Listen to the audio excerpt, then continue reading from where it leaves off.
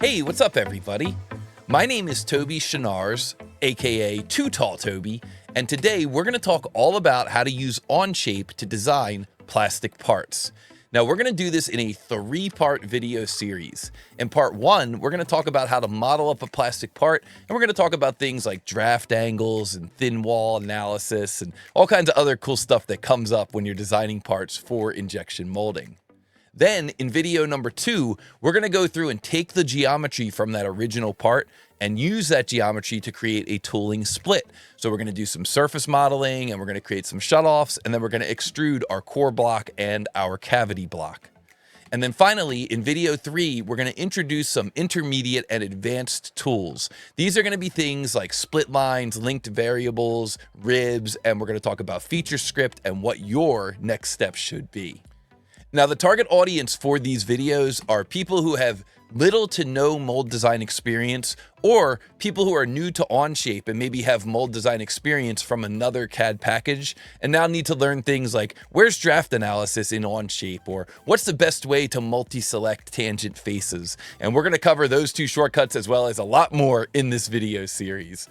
Now, if that sounds like maybe it's a little too beginner for you, I'll include a link down in the description to an advanced webinar. But before you jump to that link, just take a moment and like this video and maybe leave me a comment down below. Let me know that I pointed you in the right direction. But this webinar came out in August last year from Neil Cook, and it's awesome. It talks all about how to work with imported geometry and repair that geometry, and how to use FEATURESCRIPT to do some advanced mold design, how to design molds with slides and inserts and non-linear parting lines, and all kinds of cool stuff that comes up in the world of injection mold design. So this is a great next step after you're done watching today's video series. But the thing is, when I'm working with customers, when I'm working with students, I really like to take them through from beginning to end. And that's exactly what we're going to be doing in this guide. So you will be modeling. Make sure that you are logged into Onshape. And if you don't have access to Onshape yet, you can visit onshape.pro/TooTallToby, where you and your entire team can sign up for up to 6 months to evaluate Onshape and make sure that it is the best fit for your team. So this absolutely is going to be a hands-on step-by-step guide. And along the way, if you have any questions, just leave those questions down below and I'll make sure to answer them in the comments. So if that sounds good to you, be sure to hit the like button, be sure to subscribe to this channel. And now we're going to move on to what I like to call the 3-minute intro to injection mold design. And if you're an existing experienced mold designer, you can just skip ahead in the video 3 minutes. This is just going to be review for you. But for anybody out there who's brand new to this world, I think it's really helpful to understand why we're doing what we're doing. And so one of the first things you'll be exposed to in the world of injection mold design is the idea of a mold base and purchasing a mold base. This is something that gets purchased from a vendor like DME, and it's basically an assembly of plates, either steel or aluminum, and those plates have the ability to ride along these rails. So this upper plate rides up and down along these rails. It kind of moves up and moves down along those rails. Now, the entire design process of an injection mold is a very complicated process, and the true masters have been doing it for 10 or 20 years. I mean, it's a lifelong trade. We're not going to get into all these details today, but the one thing that I did want to share with you is that it's a common practice to take this mold base and to mill a pocket into this plate here. So you mill a pocket here into this plate, and that pocket is going to be the same size as your tooling split. So that pocket is going to be the same size as this plate, or actually probably this plate since this is the core here. So that pocket is going to be the same size as this plate here. And then that plate can be added into that pocket. And then what you'll do is you'll run that mold for 3 months or 6 months or however long the contract is with the customer. And then maybe you want to take that design and just kind of set that design aside. Well, you can just pop out that insert and set that design aside. And then you could come in and start designing a new part to be injection molded. So a new core and a new cavity block. And then you can take those core and cavity blocks and you can add them back into these plates. So there would be one pocket here in this plate. There would be another pocket here in this plate for the core and the cavity block. And then each time you have a new design, you don't have to repurchase that mold base because those mold bases are pretty expensive. So I just wanted you to understand that, because a lot of times we get the question, how come the tooling split? How come the core and the cavity block are so much smaller than these plates in the mold base? Well, now you know why. And so what we then do once we get that designed and we get that core and cavity block into the mold base, what we do is we take that whole mold base, we pick it up with a forklift because it's very heavy, we move it over onto its side, and then we take the whole thing and we place it inside an injection molding machine. And what happens inside of this machine is we've got fluid plastic here, molten plastic, and that gets forced through and into the mold. And then what happens is that plastic fills in our core and our cavity block to create the shape of our plastic part. And then the whole mold block slides along these rails. Remember these rails we talked about earlier? The whole mold block slides along those rails. And then you have these things called ejector pins that typically force the part off of the core. And then the part just kind of falls down into a bin and the whole cycle can repeats. And so what that ends up looking like is something like this. We've got the entire mold base inside of the injection molding machine. The plastic gets forced into the core and cavity. It cools, and then the whole thing slides along those rails, and then the part is ejected, and it usually lands in a bin down below. The whole thing cycles, it does it again. So the plastic gets injected in, it cools, the whole thing compresses, the ejector pins force the part off, and the part gets dropped into a bin. And you just do that over and over again, 10,000 times, 100,000 times, until you have enough parts for the customer. So that's going to do it for our 3-minute intro to injection mold design. Like I said, I think it's really helpful if you kind of see the big picture so you know why we're doing what we're doing. Now, at each of these waypoints in the presentation, I'm going to give you some action items. And for this waypoint, your action item is to start watching videos on injection mold design fundamentals. It'll be really helpful when you're designing parts if you kind of understand the bigger picture and understand some common pitfalls to look out for. And if you happen to know or work with a mold maker, talk to that person, ask them out to lunch one day, and that way you can really pick their brain and ask them questions about some of the things we're going to be learning in this video series. And with that, let's get into the actual 3D modeling of this plastic cover.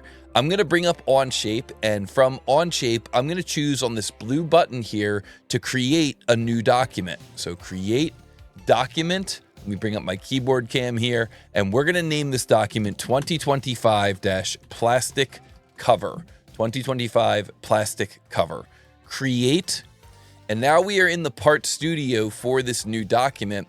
And from the hamburger menu up here, we can set the units for this document. We want to make sure that we set our units to millimeters. So we click on this menu here, go down to workspace units, and then we're going to make sure that this first field here, length default unit, is set to millimeter. Now that we've got our unit set to millimeter, we click the green check mark and we are going to begin a new sketch on the top plane. So to begin a new sketch in Onshape, we click here on the top plane, we press the letter S on our keyboard. This is a menu that can be customized. You can right mouse button and choose customize, and we're going to choose the pencil to begin a new sketch on the top plane. The next thing we're going to do is press N on our keyboard, and when we press N on our keyboard, that rotates the view so we're looking normal to the top view. And then we're going to choose the rectangle command, center point rectangle. You can see there's a hotkey for R to use that command, or you can choose it from up here on the toolbar, center point rectangle. We're going to come out here to the origin, the point that's in the middle of all those planes, single left click, move our mouse, and single left click again. And then we're going to go up to our sketching toolbar and choose center point circle. We're going to single click here at the midpoint of this lower line of the rectangle. So you come down here to the midpoint of this lower line of the rectangle, single click, move your mouse over, single click again, and there you go. There's the two entities we're going to be using in this sketch. And now we're going to go up here to our dimension command, the letter D or dimension, and we're going to create a dimension on this top line, which has a value of 75 millimeters, enter. And then we're going to click that top line again and move down here to the top of the arc or the bottom of the arc. And that's going to allow us to create a dimension of the max length to tangency. And that dimension is going to be 110, enter. So your first sketch should look like this, 75, 110, a rectangle, and a circle. And once you've got that first sketch, you can choose to extrude that first sketch. Now, for me, what I do when I'm extruding is I press the letter S, and then I choose extrude from my S key menu in sketch mode. And if you want that functionality, which is a terrific time saver, you can right mouse button on this S key menu and choose customize. Then from the customization settings, you can choose a check mark here for extrude, and that will add the extrude command right onto your S key menu for sketch mode. So you can see I've got extrude, line, corner rectangle, center rectangle, circle. I've got dimension on here. These are all commands that I use very regularly, so it's very helpful to have them right at my fingertips just by pressing S. So I'm going to choose Save Shortcut Toolbar Settings, and then I'm going to close this tab on my web browser, and back in Onshape, I'm going to choose Refresh. And now look at that. Now the extrude command is right there on my S key menu. So maybe I'll click in the background, move around a little bit, press S, and then I'm going to choose Extrude. And then what I'm going to do is I'm going to press Shift 7. Now, all of the number keys across the top of your keyboard are hotkeyed to your views if you hold Shift. So Shift 1 is your front view, Shift 2 is your rear view, Shift 3 is the left side, Shift 4 is the right side, Shift 5 is your top view, Shift 6 is your bottom view, and Shift 7 is your isometric view. So I'm going to press Shift 7. That way I jump into an isometric view, and that way I can see what's going on with this extrusion. So we're performing an extrude. The extrude is using the option for solid. The extrude is using the option for new, and the extrude is using the faces of sketch 1, which is that rectangle and that circle.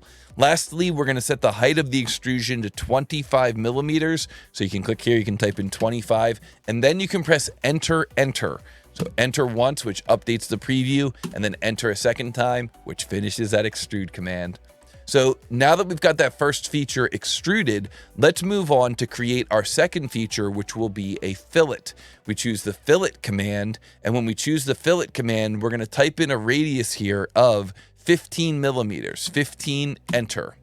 And then we can choose this rear edge of the model, not the face. If you choose the face, you might error out, you might get a problem there. You can either press the space bar to clear all your selections, or you can choose that face again. So I chose the face, that's not what I wanted, so I can left click on that face again, that unselects it.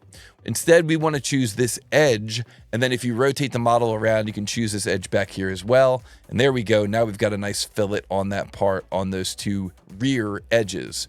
And so we hit the check mark here, and now we're going to add another fillet. We choose the fillet command again, and this fillet is going to have a radius of 8 millimeters, enter, and then this fillet is going to be applied down here on this edge. Now you'll notice that I just picked that one single edge, but the fillet was applied all the way around the entire bottom of the model. Why did that happen? That happened because we have tangent propagation turned on for that fillet. And that means that the fillet is going to be applied to the edge we pick and any edges which are tangent to that first edge. So that's a great time saver as well. And so now I'm going to hit the green check mark. And the next thing I'm going to do is just kind of rename my features. This part's looking pretty good, but I think we need to start renaming our features to organize our tree. So I'm going to go to this first feature here, Extrude 1, and then I'm going to choose Shift N. So I'm going to use the shortcut Shift plus the letter N, and that's the shortcut for rename. So I choose Extrude 1, I press Shift N, and I'm going to rename that to Main Shape. And now if I go down and I choose Fillet 1, you'll notice that the mouse changes and the mouse now has the number 2 on it, which means that 2 things are selected. So I can click the space bar, that clears that selection. Then I can choose Fillet 1, and then I can press Shift N, and I can rename that to Fillets -rear. Enter. So now Fillets -rear is currently selected. You can see I've got that 1 there. So to unselect it, I could just click on it again. Click on that, then click on my second fillet there, Shift N, and I'll call that one Fillets -bottom. And that way it's much easier to look at this tree. It's much easier to navigate this tree. So now the next feature we're going to add is going to be this feature here, shell. We're going to add the shell feature by clicking on the shell command and typing in a wall thickness of 3 millimeters. 3, enter. And then we can take our mouse out onto the screen and click on this top face of the part. And wow, that looks cool. Onshape was able to go through and hollow that part out and apply a 3 millimeter wall thickness all around that part. I'm going to hit the green check mark here on the shell command. I don't think we really need to rename that feature. I mean, it's a wall thickness, it's a shell. It's pretty obvious what that feature is doing. And let's move on to create one final feature, which is going to be a groove, a little stepped area running around the top of the part so that this part can kind of couple into another part or mate into another part. This is very common in plastics design. To accomplish this, or to create this feature, we're going to click on this face of the part up top here. Click on this face, then we're going to press the S key and begin a new sketch on that face. Now we're going to go around and pick all these edges running around the outside of the part. But instead of going around and manually selecting those edges, let's press the space bar on our keyboard so nothing is selected. We're going to right mouse button on this first edge here, and then we're going to choose select. And this is going to fly out a menu of advanced selection tools. And one of those tools is tangent connected edges. So we choose that option, tangent connected edges. And now what we end up with is all of these edges being selected around the top of that part. And we're now going to click on this button here, use convert project, this little cube here. And what that does is it takes all those edges that we had selected and it converts them into sketch entities. So now we've got a line and an arc and a line and an arc and a line and an arc. And we're going to use those sketch entities to perform a cut extrude that comes over 1.5 millimeters. This is called a thin feature cut extrude. Thin feature cut extrude. So we're going to apply thickness to this sketch as we are performing the cut or the extrude remove. We're going to hit the green check mark on this sketch 2. That finishes sketch mode, takes us back out to part mode. And we're going to click on that sketch 2 in the tree, and we're going to choose Shift N, and we'll call this Sketch for Thin Cut. Sketch for Thin Cut. And now once again, we can click in the background so nothing is selected, and we will now choose the extrude command. But this time, instead of choosing to perform an extrude using the option for solid, we're going to choose to extrude using the option for thin. We're also going to choose to extrude this as a remove so that we are removing material from the model. So we click thin, and then we choose remove. Here where it says faces and sketch regions to extrude, we're going to choose sketch for thin cut. And then here we can input a thickness. That means how far are we taking this sketch and moving it over in this direction? How far are we thickening that sketch? Currently it's set to 5 millimeters, but the wall thickness is only 3 millimeters. So let's make that 1.5 and see what the preview does. 1.5, enter. Oh, I'm liking that a little bit more. And then this depth here, 25 millimeters, that's how deep the cut is going. So currently the cut is going all the way through the part, all the way down to the bottom. Let's change that depth to 5 millimeters. 5 millimeters. So we're taking this whole sketch, the sketch that's running around the outside of the part, and we're applying a thickness of 1.5 millimeters in this direction. And then we are cutting that sketch down to a depth of 5 millimeters down in this direction. And that leaves us with this nice little stepped area here for our kind of lip and groove type feature. So we hit the green check mark and oh yeah, that is looking good. And then we're going to choose to rename that feature Shift N, groove. And that is how you can manually create a groove feature for a lip and groove. But this takes us back into our presentation where we can ask the question, does Onshape have a lip and groove feature? And before I answer this question, I want to introduce a new piece of terminology, and that terminology is FEATURESCRIPT. And FEATURESCRIPT is a programming language used to create custom tools and features in the Onshape CAD platform. And so what this means is that you can learn about FEATURESCRIPT, you can learn about it in the Onshape Learning Center, and you can create custom code that will create a new feature in Onshape. That means you'd have a new icon on the toolbar, and you'd have a new feature manager to manage the parameters for that feature, whatever that feature happens to be. Well, in the case of mold design, you can actually download other people's custom features, other people's feature scripts. Like Neil Cook Cook, who we mentioned earlier, created a custom feature called Mold Stock, and a custom feature called Mold Shutoff Surface, and a custom feature for Mold Parting Surface, and a custom feature called Mold Split. Well, you can download those custom features, those custom feature scripts, and implement them in your seat of Onshape. So you don't even have to learn how to code and write your own feature scripts, but it is really handy. And getting back to the original question, can we actually create a lip and groove in Onshape? Well, there's a webinar called Learn Feature Script in 60 Minutes, and the sample feature script that we create in that webinar is a lip and groove feature. So you can see there's a custom icon for that lip and groove feature, and if you learn how to use feature script following that video, then you could actually implement that into your seat of Onshape. Or, of course, you could download somebody else's feature script who already did it, and then you would have access to that lip and groove tool. And that's a little overview of FeatureScript. It's a super powerful element of Onshape. It's actually a real differentiator of Onshape compared to other CAD packages. So I highly encourage you to take a look at the Learning Center, learn about FeatureScript. At a minimum, learn how to find and download other people's feature scripts so you can add them into your session of Onshape. Usually you'll find these on the Onshape forum. You just search for a feature name on the Onshape forum, and someone will have posted their feature script, and then you can use that link to download it into your library so that you can add that into your session of Onshape.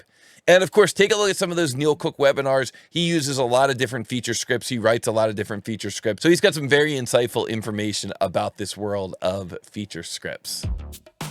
And now we're going to return to the model, and I think we're pretty much ready to start adding in features to make this model moldable. And those features will be things like adding draft angles to the walls and adding a scale factor to account for shrinkage, things like that.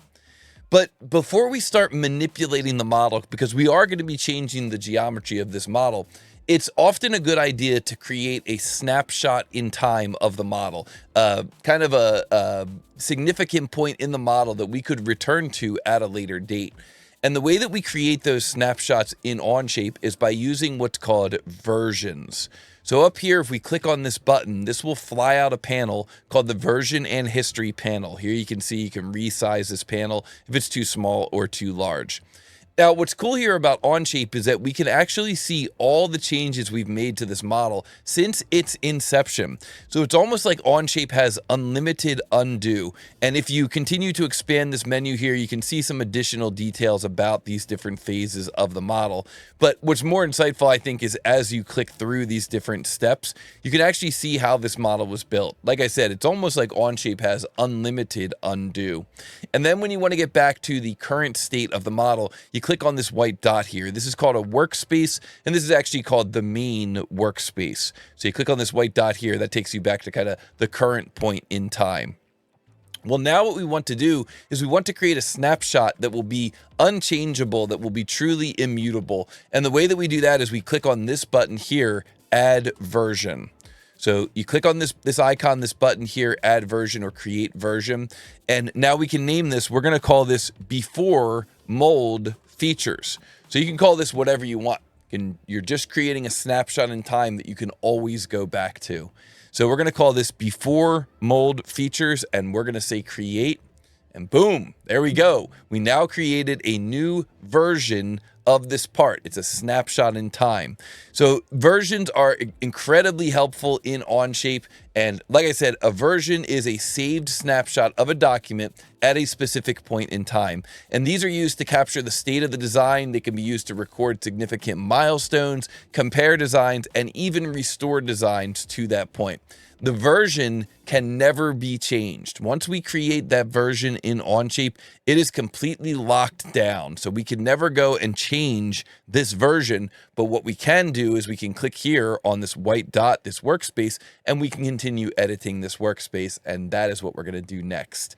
So here what we can do is we can click on this version and history, kind of close out or collapse that menu a little bit. And that is an overview of this idea of versions. If you want to learn more about versions, take a look at the Learning Center. It's one of the most powerful elements of Onshape. So the Learning Center has lots of information about versions. You can also look up what's called branch and merge, which is a way of really experimenting with your designs and kind of branching off and then merging back into the main design flow. Very, very powerful stuff. For now, we're just going to use versions to create kind of key milestones or maybe compare different versions of the model.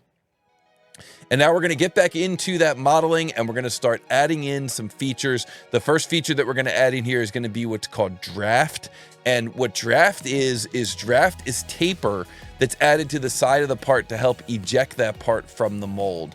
So even if you've never done any mold design, certainly at some point in your life, you've eaten a muffin or you've eaten a cupcake. And what you may notice is that when you look at the muffin tin or the cupcake tin, the side walls of that muffin tin are not straight up and down. They are tapered. And the reason that's important is very similar to mold design. It's so the part can be ejected from the mold or from the cupcake tray. So if you imagine the cupcake tray had perfectly straight side walls and then you filled it up with batter and then the batter heats up and it expands, well, what we would end up with is we would end up with pressure here pushing outward on these side walls, and the muffin would get stuck inside of that cupcake tray. So instead what happens is the muffin tray is designed with some taper on those side walls for a very similar reason to when we design a mold and we apply taper to the side walls. That way when the batter expands and you end up with your muffin here, it's much easier to eject that part from the mold, meaning that we're going to push this part up and out of the mold or push it out of the cupcake tray. It's much easier because we're not getting that pressure on the side walls. That pressure is dissipating up that angled wall. So this is exactly the idea of draft in an injection mold. Draft is taper that's added to the sides of the part to help it eject from the mold, and draft angles are measured in degrees from the mold's vertical axis. And now we're going to go back into Onshape and see what this actually looks like in 3D CAD. So here we can see that this model currently has straight walls. Now, how do we know that it currently has straight walls? Well, down here in the corner, we've got this icon that looks kind of like a protractor. And in that icon, in that protractor icon, there are several analysis tools, including the tool for draft analysis. Now, this draft analysis is going to be coming off of a mold split direction. You can see here that we can select the top plane as our mold split direction. And then if you could imagine an axis coming off of that top plane, all of the draft angles are going to be measured relative to that axis. So both the side walls and this front wall and this rear wall are all going to be measured relative to that axis. And then we have to specify what is the target draft angle or the minimum draft angle. Well, for this design, we're going to use 5 degrees, but the truth is that it could vary. It could be anything as low as like a half a degree. It could be up to 20 degrees. It really depends on the material you're working with. And it also depends on the geometry of the part in the region that's being drafted. But for today's example, we're going to set our angle to check for to be 5 degrees. And then down here where it says entities to check, we just need to pick anywhere on the part. So if you just pick anywhere on the part, you should start seeing these faces lighting up in yellow and red and light blue and dark blue. And now you can hit the green check mark for draft analysis, and you can just leave draft analysis on while we go through and we start adding draft to this model. Now, because this model has thin walls, it's a very common practice to roll the model back, to take this bar here, the rollback bar, and roll this back. I'm gonna take this bar and I'm gonna drag it from down here up to right here, right in between main shape and fillets rear. And what that'll do is it'll let us add the draft on this wall here. So we're going to take this wall and we're going to flare this wall out. And what that'll do is it'll automatically carry into the inside wall so we don't have to add the draft twice. So this is something very common that you do when you have shelled features. And sometimes you'll even do it just to avoid having to deal with draft and fillets together. We'll talk about that in just a moment. But this is something very common that you'll do when you have a shell feature. You'll roll this bar back to before the shell feature and then you'll add the draft.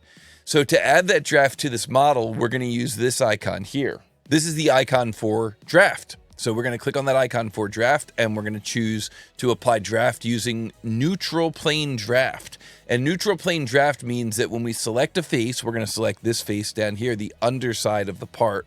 So you can roll around to the bottom of the part and then pick this face here on the bottom of the part.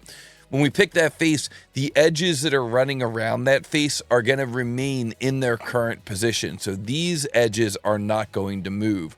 What's going to move is going to be this edge and the edge over on the other side of the part. Those edges are going to flare out when we apply this draft. So we're going to choose this face here as our neutral plane. For the entities to draft, we can choose this face here. And then just like with the fillet command, the draft command has this tangent propagation. That's going to cause the face to select here. It's going to pick this face here, which is tangent to that face. And it's going to pick this face here, which is tangent to that face. And so we hit the green check mark and, oh yeah, I like this. So now all those faces became dark blue as well. And then if we roll the model around, we can see, oh, looks like we missed a face on the back here. So we've got these different categories. We've got a steep face, which is a face that requires draft still. We've got a face which belongs to side 1, which is going to be this face up top here. And then we've got several faces which belong to side 2. And what you really want when you're looking at your draft analysis is you want all the faces on one side to be one color, dark blue, and all the faces on the other side to be the other color, light blue. That's what you're really going for when you go to apply draft.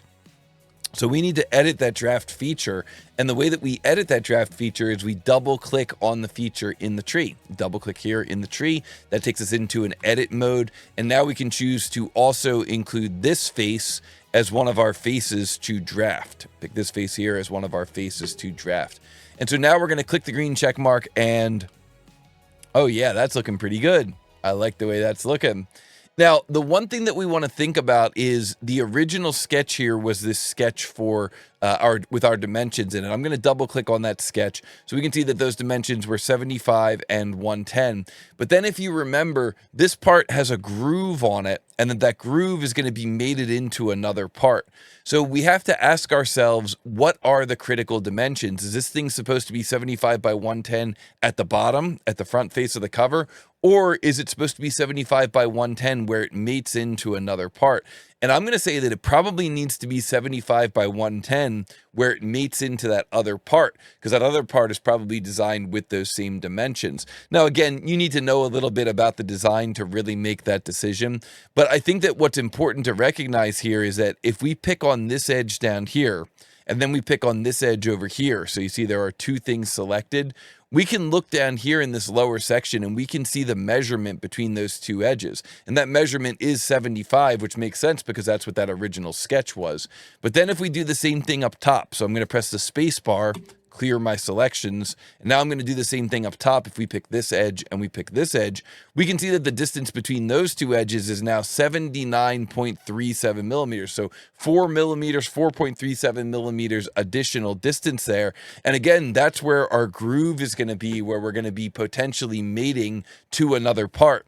So this is something that you definitely need to think about when you're adding draft. And this might actually make us decide on a different face for our neutral face. So I'm going to double click on this draft 1 to edit the feature. And then up here where it says neutral face, I'm going to click this little X here. Click this little X to clear the current selection, or you could press the space bar. Space bar is easier, but you could also click there. And then I'm going to pick this face up top here as my neutral face. Now, I still want it to be flaring inward. I don't want it to be flaring outward the way it is currently. So I'm going to choose this icon here, flip direction for that draft. And when I click on that icon, we can see there the draft now is flaring inward. And that's what we want. And so now we can hit the check mark and we can see here that now this lower face where the sketch was, originally that sketch was 75, but because that's not a critical edge to hold, I'm okay with tapering that in because it's going to be this edge here where that groove exists. So that's definitely something you have to consider when you're applying draft. The other thing that you need to consider is what's going on with the fillets when we apply draft. Should we apply those fillets after the draft? So you can see here that if I pick on that fillet, it still has a radius of 15 because I created the draft and then I added the fillet with a radius of 15. Or should we apply the fillets before the draft and then apply the draft to the fillets. Now, what will happen if we do that is those fillets will become conical. They will become cone shaped. So now you see if I click on this fillet here, now I no longer see a radius for that fillet because it's no longer a cylinder. Now it's actually a cone. And so that's another question that's going to be, it's going to need to be discussed with your mold maker. But what can sometimes help with making these decisions is the tooling that you're using when you're applying that draft. So we're going to come back to this topic in just a moment, but for now, when it comes to applying that draft, we could think about these fillets and we could ask ourselves, what type of tooling do we have for that draft? Should the fillets occur before or after that draft is added, and what radius should we use on our fillets? Now, here you can see some different end mills. This one here has kind of got like a square cut for the bottom, just meaning that it's going to be a flat, it's going to be a sharp corner. This one here is a ball end mill, so that's going to yield a round corner. This is an end mill that has kind of a filleted corner here, so you can end up with a fillet as that thing cuts through. And then this is an end mill here that's called a tapered end mill. And so what these tools are going to be doing is they're going to be cutting into the steel. These tools are going to be spinning, and then they're going to be cutting into the steel. So if you imagine you've got this steel block here, and then you're trying to cut a pocket. Well, if that pocket has a straight wall and then a straight corner at the bottom, maybe you could use this one for those square cuts, kind of square off that corner down at the bottom. If this has a fillet down at the bottom, then maybe you could use one of these. You could fillet this off here at the bottom with a ball end mill, or maybe one of these that has a fillet on the corner. So that tool would come down into that pocket, and then it would be rounded off at the bottom, and then that tool would spin and kind of mill out that corner. But if you're designing for plastic injection mold, then the walls end up having a kind of a taper to them. You have this kind of taper to that wall, and those walls are also often going to have fillets on the bottom. Well, if you can design this angle to match the angle of your end mill, and you can design this radius down here to match the radius of your end mill, well, that's going to put you in a really good spot for your mold design. It's probably going to save you a lot of money if you can match up that angle with your existing tooling. And similarly, when you're running that end mill around a corner, well, if you are matching that angle, then that corner is going to be a cone. When you run that around the corner to add that fillet onto the corner, like what we're seeing here in Onshape, well, then that is going to end up yielding a conical shape. So these decisions, the decision of where that fillet is going to go, is that fillet going to go before or after? It's really a decision that you want to talk to your mold maker about. But at the end of the day, if you add the fillet before the draft, then the result is going to be a cone shape. If you add the fillet after the draft, then the result is going to be a cylinder shape. It's going to be a true radius. So I'm going to choose to add that before the draft so that I end up with a cone. And I want you to do the same thing so that your feature tree shows main shape, fillets, and then draft. And those fillets were automatically selected as part of the draft because of that tangent propagation. So remember, when we applied the draft, we had that tangent propagation. We picked this face here, and so that wrapped all the way around, including those filleted faces. So now we've got main shape, fillets, and then the draft angle, that 5-degree draft angle. We'll leave those other fillets at the bottom. They're not really going to be affected as much by that draft, so we'll leave them to come after the draft, and we're filleting around the bottom. And then we roll forward to our shell feature, and there is our shell. And then we roll forward to our sketch for the thin cut, and then finally we roll forward to the groove, that thin cut. And, oh, wait a second, this doesn't look right. Yeah, that doesn't look right. And so what we need to do with that thin cut, that groove, is we need to edit that feature. Let's double click on that feature. And currently what's happening is we are applying a thickness to that thin feature going over in this direction. Well, I think what we need to do is also apply a thickness going in the second direction here. So let's take this thickness 2, and let's apply a thickness in the second direction. We're going to apply a thickness here of 1.5 millimeters in that second direction as well. There we go. That's what we wanted. So now we're applying that thickness on both sides of that line. So we hit the check mark, and oh yeah, that looks pretty good. So we're going to have to apply some draft on that face as well. And the way that we could apply that draft on that face would be to pick on that face as our neutral plane for our draft. So we choose the draft command, draft, and then for our neutral plane, we're going to pick on this face here. And then for our entities to draft, we'll just pick on this face here. And there you can see that that draft runs all the way around the inside of that part. Now, if we flip the direction of that draft, if you choose opposite direction and you hit the check mark, you'll see that what you're getting is what's called an undercut. And to illustrate this, what we could do is we could right mouse button on the front plane and choose section view. And then when you hit the check mark and you press Shift 1 to go to a front view here, you can see that what's happening is the mold, imagine the core or the core block is going to be coming down from the top here. It's going to be coming down in from the top. Well, when it gets to this point, it's going to have to kind of reverse course and go in this way. See, that angle is really not an appropriate angle. It's an angle that's cutting in this way. And that's what an undercut is. An undercut means that you would have to somehow come down in here underneath the model. And usually what you would do to accomplish that is you would use what's called a slide or an insert. And that's a little bit advanced for what we're going to be getting into here today. But sometimes you end up with models that do have an undercut, and it's just part of the design. And it just means you have to create a more complicated mold setup. But that's actually not what we want today. So what we're going to do is we're going to double click on that draft, and then we're going to choose to reverse the direction of that draft and hit the green check mark. And there we go.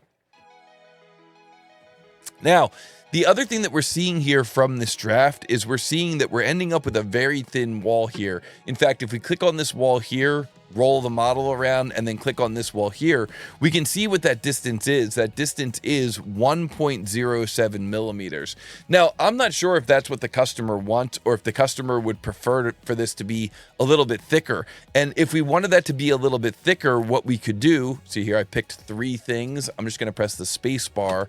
That clears all those selections. If we wanted that to be a little bit thicker, what we could do is double click on the draft to edit that feature. And then what we could do is we could apply that draft as a neutral plane up here at the top. So we pick our neutral plane, and now we're going to pick this face here as our neutral plane, this face right here as our neutral plane. So we're going to pick neutral plane. We pick this face up here. And we want to make sure that draft is going the right direction, so you can do a reverse direction. There's the undercut, reverse direction. Okay, that looks a little bit better. And then we hit the green check mark, and now we see we've got that draft in the correct location. So now if we pick on this face and we pick on this face over here, now we can see that that distance is 1.51. But the thing is, we're not really sure what the customer wants. So here's something pretty cool that you can do with versions. So I'm going to click in the background. I'm going to right click and say turn off section view. And now what I'm going to do is I'm going to go over here to my versions and history, and I'm going to click on this button here, create version. And I'm going to call this one thicker upper wall. And I'm going to say create. And then I'm going to go back to my draft feature here. I'm going to double click on the draft feature, and I'm going to go to my neutral plane. And then I'm going to choose this lower face here, like what we did originally. Pick this lower face here, and I'm going to hit the green check mark. Now you can see we've got that thinner wall. Okay, you pick on this face, you pick on this face here. Now we've got that thinner wall. We can see the distance is 1.07. And now I'm going to come back over to my versions in history. And from my versions in history, I'm going to click on this add version again, or create version. And I'm going to call this one thinner upper wall. And I'm going to say create. And now I can go and I can talk to the customer, and I can show them this part in the section view, and I can say, hey, which version would you prefer? The thicker upper wall.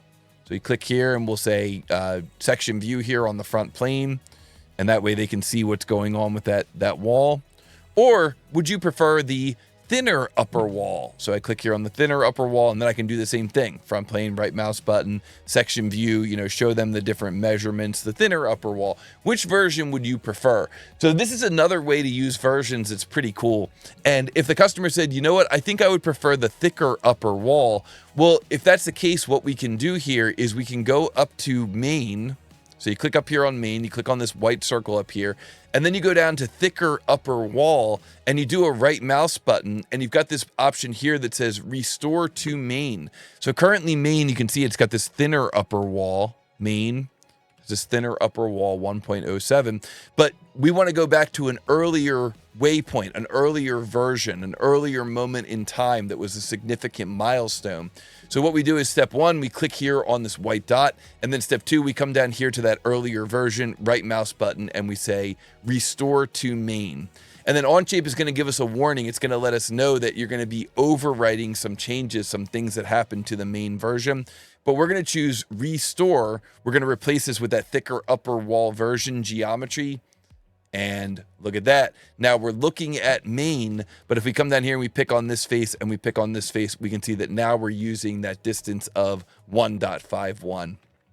So I mentioned earlier that when you're working with versions, you can actually restore to an earlier version, and that is how you do it. Now you've had a hands-on example of how to do that. If you like that, hit the like button on this video. That is pretty cool. And of course, if I'm losing you, if you have any questions, just let me know down in the comments. I'll take a look at those comments and try to answer anyone's questions. So that's it for versions. We're not really going to talk too much more about versions in this lesson. I'm going to close out of this versions and history window. And let's talk about one more topic when it comes to draft. And that was that slide that I had earlier, which is the slide for this hole. We're going to add this LED light to this model, and the light has a diameter of 21.60 millimeters. So let's add a new hole onto our model. We're going to pick this face here, this inside face. We're going to press the S key. We're going to begin a new sketch, and we're going to choose to create a sketch of a circle. We'll just put this circle right here directly on the origin. So you can press N to get normal to, and then we're going to just put this circle right here, right on the origin. So N to get normal to, and then we're going to click here on the origin, move our mouse, click again, and then we're going to let go of our mouse, and we're going to type 22, enter. And that's how you auto dimension in Onshape. And now that we've got that 22 diameter circle, we can rotate this view a little bit. We can choose Extrude. I think the last time we did an extrusion, we did it as a thin feature. So let's come over here and let's click solid. And then let's choose remove. And then here where it says faces and sketch regions to extrude, we'll just pick here. We'll pick here in the middle of the circle. And there we go. Now we're cutting that through. And we're going to say that we're going to cut that out to a distance of through all. Now, when you're creating your cut extrudes, what you can do is you can choose to apply draft to the cut extrude as you're creating it. So we could say that we want to apply draft here, and we want that draft to be at 5 degrees of draft. And when we're done with this, you can see here that we can either have that draft going outward or inward. Well, let's choose to make that draft going inward. So we're going to add this 5 degrees of draft, but we're going to say that draft is going to be going inward. So you see that when you click this, you can see the hole getting larger or smaller. And then when we hit the green check mark here, there you go. Now we can see that we applied that draft. If we go down here to draft analysis, so show analysis tools, we say draft analysis. We say we want this to be 5 degrees. This part's looking good. We don't have any yellow faces. We don't have any red faces. So it's great. We were able to cut extrude that hole and add the draft. But the thing is, the hole has a diameter up top here of 22 millimeters. That's great. That'll work with our light. But the diameter down below here is now 21.48 millimeters. And this is another kind of gotcha. This is another thing you got to look out for when you're doing mold design. You have to be careful about adding draft and having that draft make your features too small. Because now if we go to add that LED, it only has a diameter of 21.4. Well, this thing has a diameter of 21.6 that has to fit through that hole. You know, that's not going to work. That's going to be a problem when we're doing our actual assembly of this component. So let's go back to that extrude 1. Let's double click. Actually, let's rename that extrude 1. So click on that extrude 1. We'll press Shift N. We'll call that hole for light. That way, whenever we look at it in the tree, we'll know what that feature is. And then let's double click on that hole for light, and let's just change the direction of that draft. So change the direction of that draft so that it flares out. Now we can hit the green check mark. Now this circle has a diameter of 22, and this lower circle has a diameter of 22.5. Good deal. That is excellent. And that's going to bring us to the end of our discussion about draft on this part. I think this part's looking pretty good. We can see that we've got some faces that are colored as side 1 and some other faces that are colored as side 2. And if we look at this thing from a section view on the front plane, what we could imagine is that any of the faces that are colored here as side 1, this kind of lighter blue color, are going to be part of the core. So if we've got a piece of steel here and this piece of steel is coming over and up and over and down like this, what the steel would be doing would be matching these inside faces, these light blue faces, and that's going to become our core. And then we're going to have a different piece of steel here down on the bottom, which is going to be matching up with all these outside faces, which are the darker blue faces. And this is going to be our cavity. And because of how this hole is drafted, we might end up having like a little plug here that comes up and over and down and up and over like this. And that's going to be our core block up top there, and then our cavity block down below, matching up with that side 1 and side 2 colors. And this is really what you want when you're looking at that draft analysis. You want everything on one side of the model to be one color and everything on the other side to be another color. So we're going to go down here into our analysis tools. We're going to turn off that draft analysis, and we can see here that that covers our discussion of draft. And we also got to talk about fillets and where those fillets should be, whether or not they should be conical, and what radius we should be using for those fillets. So for your action item, if you're able to take that mold maker out to lunch, you could talk to them about draft and fillets and any mold considerations they can share with you. And so now we're going to move on to a different analysis tool, and that analysis tool is for our uniform wall thickness. So here you can see we're looking at this model. Again, if we go down into this protractor, we can fly out this protractor and we can bring up what's called thickness analysis. And thickness analysis is going to let us calculate what the wall thickness is of this part in different regions. And when you're doing injection mold design, it is very important that your parts have uniform wall thickness, because during the injection molding process, parts are cooled. Remember, you're injecting that molten plastic and then you're letting the parts cool. Well, if the model has walls which are not the same wall thickness, these areas will cool at different rates. And that can lead to warping or twisting. It can lead to sink marks. It can lead to cracking of the plastic, or it can lead to cosmetic and or structural imperfections in the final part.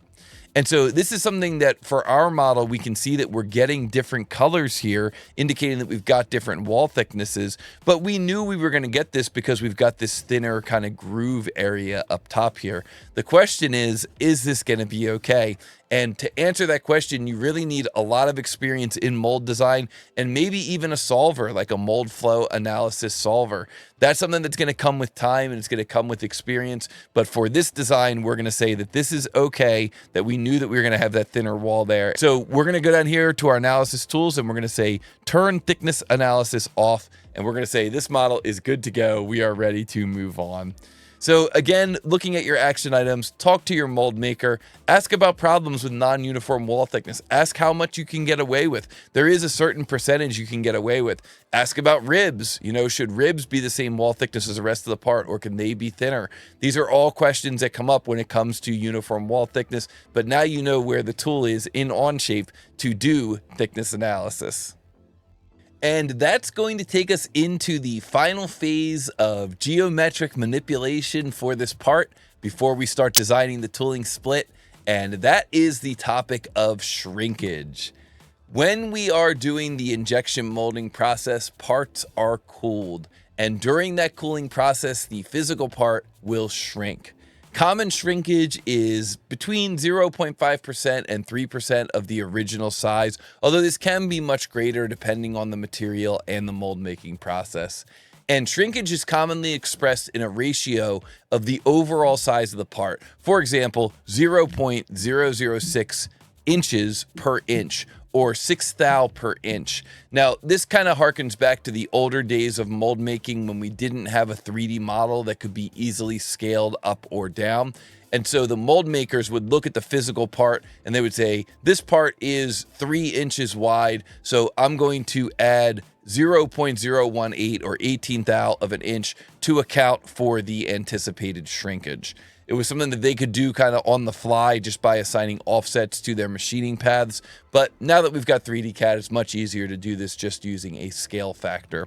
The thing you want to remember is that because the physical part is shrinking, we must increase the size of our 3D model to account for shrinkage when designing the mold. So our model needs to be larger. We'll design the tooling split around that larger part. And then when the part gets injection molded and the plastic cools and starts to shrink, we will have accounted for that shrinkage, and hopefully we'll end up back with the original size of the part.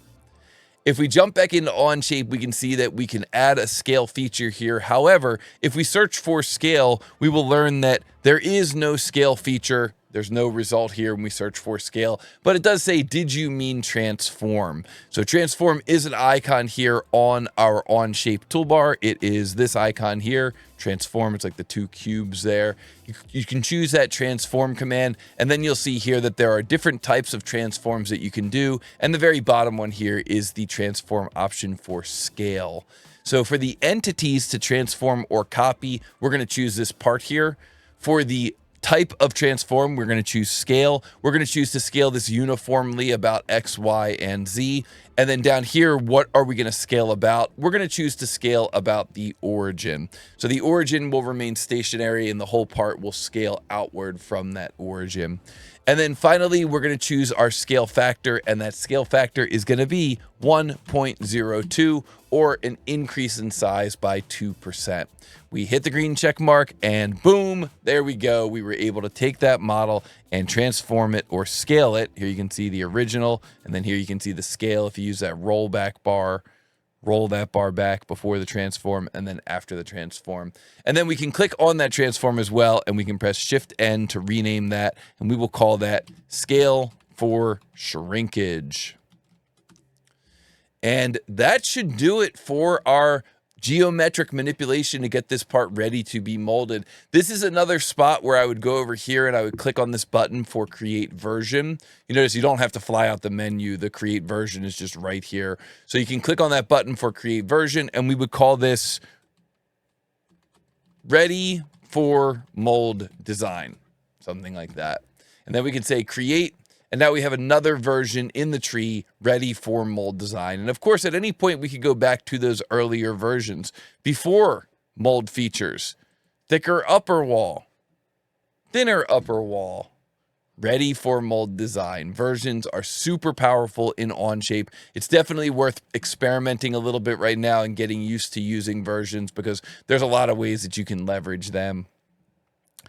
But that's going to end our discussion of shrinkage, and your action item is to talk to a mold maker, ask about shrinkage, and maybe ask about using scale versus using the offset per distance, like the offset in inches per inch or something like that, millimeters per millimeters. What do they prefer? Because that might affect the way you implement that feature in Onshape.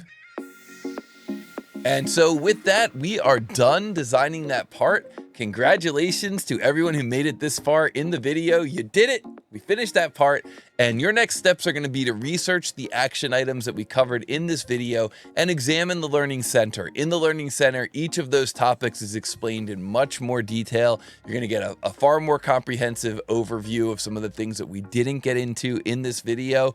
But at this point, I think we are ready to move on to video number 2. So stick around, because in video number 2, we're going to do some surface modeling, and then we're going to create this tooling split so that we can generate the geometry for the core and the cavity based on the geometry of the part that we built in this video. Great job to everyone. Make sure that you like this video. Make sure that you subscribe to this channel, and I'll look forward to seeing everybody in video 2.